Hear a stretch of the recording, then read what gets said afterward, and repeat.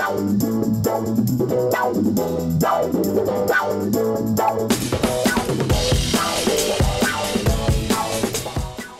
up, everybody? Welcome back to IGN Live from Comic-Con, brought to you by the all-new LG G4. I'm Damon Hatfield's Zarek Goldman. We're joined now by Bryan Cranston, Matt Senreich, nailed it, and Zeb Wells.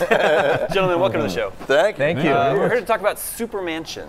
SuperMansion, which, obviously, Matt, Zeb, you've worked together on Robot Chicken. Now you've got SuperMansion. Talk about this new motion show. What was the creation of this? How did this come about? I pestered Zeb in the sense of, we've done everything from making fun of other properties, whether it be on Robot Chicken with like Star Wars and DC Comics.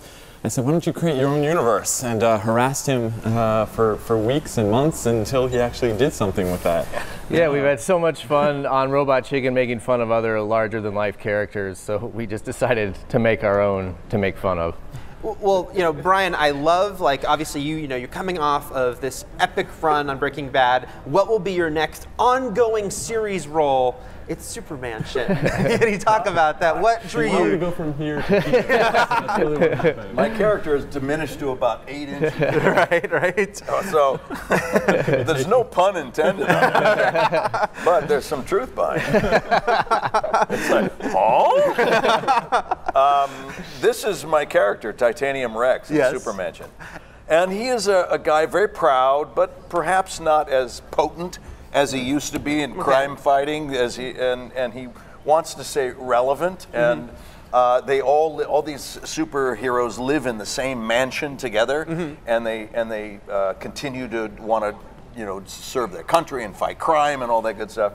And yet they have to be roommates at the same time. And that's not always an easy thing, especially for superheroes. So for that, first of all, getting to play a superhero has to be fun, and then getting to play a sort of skewed superhero, was that just very appealing when you heard about this character? A skewed superhero. Yeah. Is that what you're saying? Yeah. So you're already judging my guy. I'm not saying skewed is a bad thing. It's just different. Come on, Titanium Rex. Yeah, I mean, you always want to be able to play flawed characters. Yeah. Because they're the most interesting to play. Nobody cares if these guys were all terrific and efficient and wonderful. Nobody cares. So each one of these characters has a specific, some flaw. Yeah. And it's created by flawed men themselves. And that's very apparent. So everyone's familiar with the millionaire whose parents were killed and becomes a Dark Avenger. I've heard something like that. Yeah, something like that. We wanted to ask, well, what would that character be like if his parents were never killed? And the answer was, he's a massive tool. So that's the level of ingenuity that we've used. Right. So we've copied others who went before us and just stolen all their best aspects of it, and then we created a show. Just call it a remix. Yeah, absolutely. Let's talk about Titanium Rex here, guys, coming up with this character, working with Bryan. I sense there's a cape, there's a certain symbol. Might we be reminded of anyone with this character? Once again, we stole a couple of ideas. Yeah, I mean, it's kind of that what if kind of question of, if you have the all-powerful superhero and he's now, looking to retire, what is that person, looking to retire and leave it to? The generation of today is not like the generation of past. Let's put it that way. Boy, that's so wise, isn't he? Yes. He's a I am the sage. generation of today, which doesn't make it any better. So. No, you're no longer a generation of today. Don't give yourself too much credit there.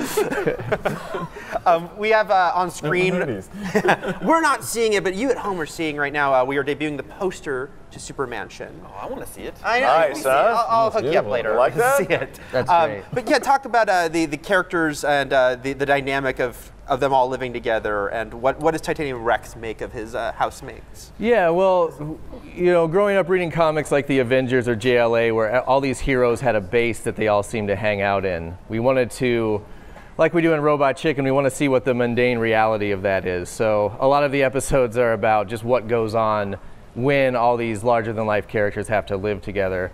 And Rex is probably the smartest hero there, and everyone else is a bit of an idiot. So he's constantly. Thank you very much. Well, he doesn't mean I have that. to say that. But yeah, it's taking those archetypes. It's like if Batman and Joker are fighting 1,000 times. That 1,000th time, they're not talking about how much they hate each other. There's a lot more going on. There's a lot more, mundane conversation that's happening between them, and how much they don't like each other's, outfits, or how much they smell bad, or every time they fight, the way in which they get in those arguments. That was a terrible explanation. Hopefully I did it. We explore how superheroes would handle an excessive cable bill, for example. Yes. Or the routine visit to the grocery store. How do superheroes deal with that? Someone leaves a bunch of dishes in the sink. Yes. Exactly. Yeah. Who's our very patriotic-looking hero? This is here? American Ranger. Okay. He was, trapped in a time tunnel for a long time and is just grasping with the fact that he's gotten out.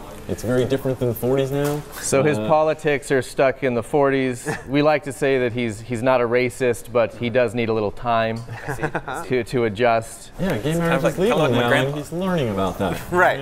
We have Obama as president. He's learning about that. And there's a fun episode where his sidekick, who hasn't seen in 50 years, comes over for dinner with his boyfriend. And American Ranger has to deal with that. Guess who's coming to dinner? Yeah. Exactly. Can you talk about some of the other voice cast, Bryan? Who are you getting to work with here?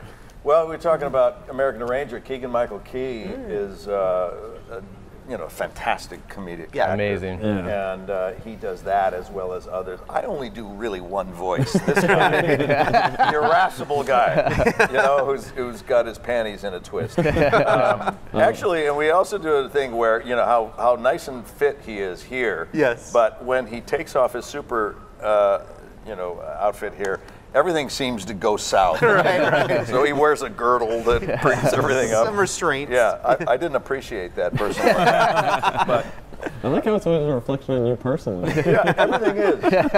I'm learning this more and more. You're a multitasker, Zeb. You're also voicing some characters on this show, too. That's right. Can you talk about your characters at all? Yeah, I voice a character called Robobot, who learns that the woman who designed him was a Jewish woman. So by the laws of the Torah, he decides he is a Jewish robot. Nice. So calls himself Jewbot, and obviously he has a Jewish advisor who doesn't love that name, and so it's kind of about it's kind of that robot who's trying to figure out what it means to be self-aware, to be human, and so he goes on a journey during the season of trying out different identities. There's a lot of cultural learning here. Cultural learning. All right, so when and where are we going to be able to watch SuperMansion? You'll be able to watch it on Crackle. I think it's debuting November. I think. In the fall, Yes, in the fall. Yeah. So, but yeah, on Crackle. So it's the new which place here, which is everywhere. Awesome. Yes. Is this going to be like weekly episodes, or is it going to be like Netflix? Just throw them all up at once. It's going to be all up at once. Okay, good. Yeah. Like so you're going to be able to just tune in and Right. watch the 13 episodes. All right, I look forward to binge watching them all. Gentlemen, thank you so much for coming by the Thank you show. very thanks much. very much. Yeah, Good to see you. Stay tuned. Much more to come from IGN Live at Comic-Con right after these messages.